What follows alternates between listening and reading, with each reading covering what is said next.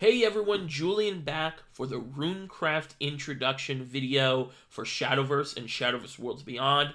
This video is going to help you if you are interested in Runecraft or just all of the classes in Shadowverse Worlds Beyond, and it's going to give you an introduction to the class, different card examples, deck examples, playstyle examples, and yeah, Runecraft is very interesting because in the history of Shadowverse, this is one of the only classes that has had so many different types of decks. So in this video, we're going to be talking about the two main playstyles that come back every so often, and that is Spell Boost and Earthight. I'm going to kind of separate them, but they're typically usually burn-based, spell-based decks. So let's get into it. So what is Runecraft? Runecraft is the spell and burn damage class, like I just said. We have a couple examples here. Crimson Sorcery. It's a 1 mana, deal 3 damage to a target.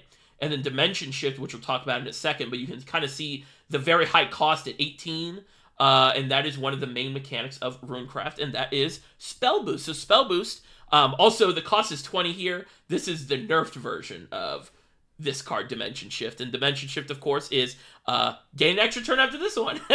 So, but it does cost 20, right? So how do we get that to be playable? Because if you didn't know, 10 play points is the maximum amount of play points you can have at a time in this game, sort of like Hearthstone, right?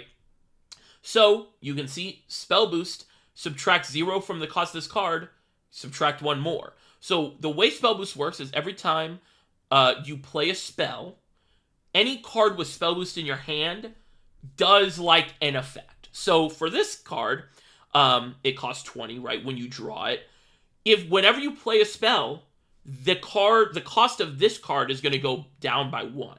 So let's say you play Insight, which is a 1 mana, 1 play point draw card. If you have this in your hand, it goes down to 19. And you can kind of see where it starts to snowball, right? So Dimension Shift is a very iconic rune card because for the longest time, this was really strong. Obviously, gaining an extra turn is strong in almost every card game, right? And it was pretty easy to do here in the early goings of Shadowverse's history. And yeah, this is just one of the more iconic Spell Boost cards. I will say if you're excited to see a card exactly like this, a gain extra turn, I would be shocked if we get that in this new game, Shadowverse Worlds Beyond. The only reason I say that is we had 32 expansions of Shadowverse. Many of the expansions having returning characters and returning cards and cards that got old cards back to your hand and stuff like that. And by old cards, I mean like already rotated cards, right? We've never seen Dimension Shift be playable again outside of Unlimited, where you can play any card. So I think they kind of don't like that card design of gaining an extra turn, but who knows? Anything can happen, right? So that is the most like iconic Spell Boost card. I want to talk about the character on the card, Daria. She gets a lot of cards. She is one of the more popular rune characters. She's one of my favorites as well. This is a 9 play point, 5/5. So this is a follower, right? This isn't a spell. Spell Boost, subtract 1 from the cost of this card, like the Dimension Shift. So when you draw this, it's going to be at 9 play points. Whenever you play a spell, it's going to go down. And then on play, she's going to banish all cards in your hand. And banish, of course, is kind of like exiling. And then you're going to draw 5 cards and Spell Boost those cards by 5.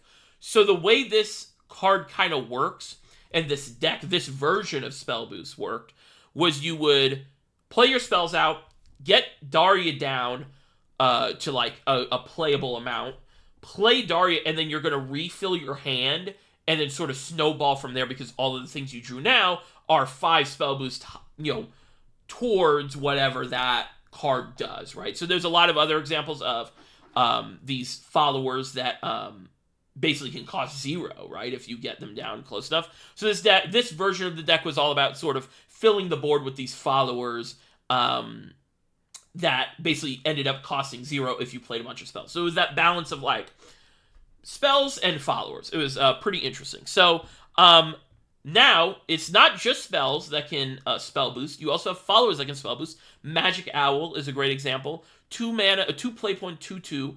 On Evolve, Spell Boost the cards in your hand 2 times.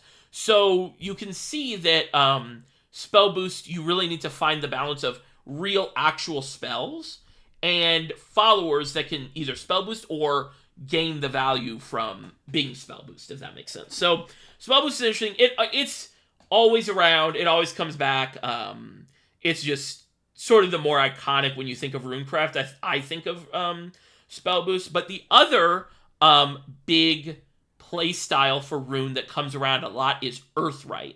And this Earthight is interesting because it uses these Earth Sigils to do different effects on cards. So Earth Sigils are going to be amulets that stay on the field. For a really long time in the history of the game, they took up a slot individually. So if you had 2 Earthight Sigils, it would take up 2 slots on the board. They changed that, I would say maybe more than halfway through the original game's lifespan.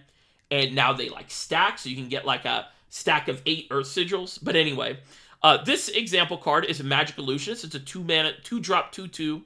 And then when it dies, you can Earthight, which means you use one of your Earth Sigils on the field, and you summon it again. So this is kind of cool. If you have enough Earth Sigils, it never dies, basically. Very cool card. So what is an Earth Sigil? There's a lot of cards that generate generic Earth Sigils, but this is one you can actually, and Earth Sigils are like, would be considered token cards, where you can't put them in your deck. Witch's Cauldron you can put in your deck. It's a 1-drop, and then it's an Earth Sigil, and then last word draw card. So that means if you use Magic Illusionist, and it eats the Witch's Cauldron, you draw a card. So pretty good, right? Earthight is definitely usually a burn deck. We see cards like Magisa, where she's going to be doing Storm. She's going to be gaining a lot of attack. She's going to be summoning things, stuff like that. The original card I showed at the front screen, the Crimson Sorcery, that is from a card. That is from an Earthight card.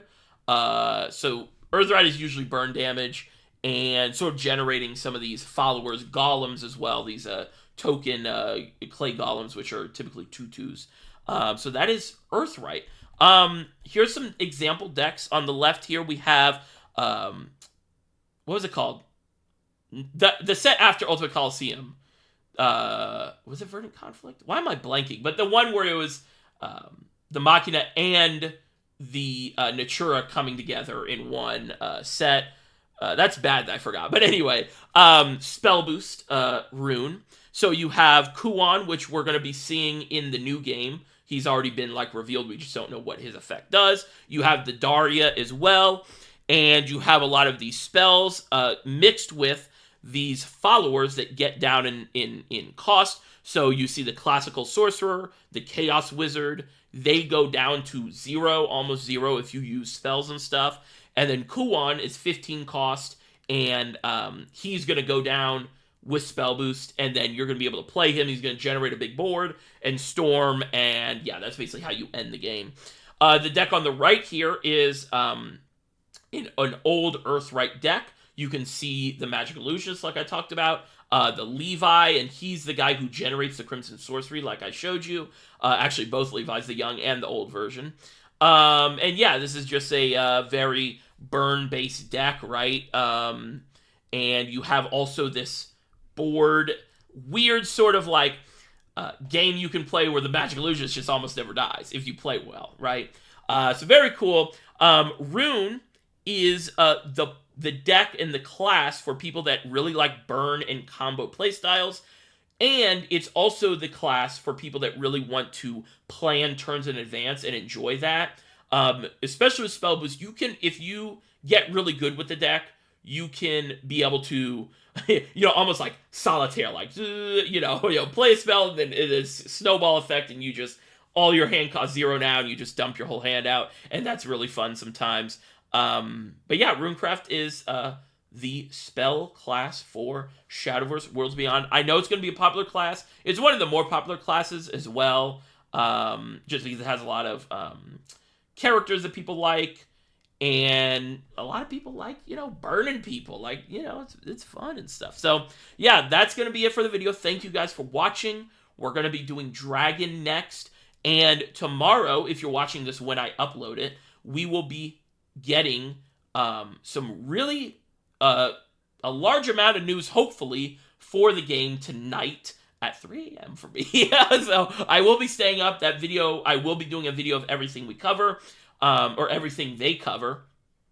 And my hope is we get the full card reveal. And if we do, watch out, because we're going to be doing a whole full card set review. It's going to be a lot of fun. We are basically, 5 days out from Shadowverse Worlds Beyond releasing, and I am very excited. So hope you guys enjoyed this video, and I will see you later. Bye-bye.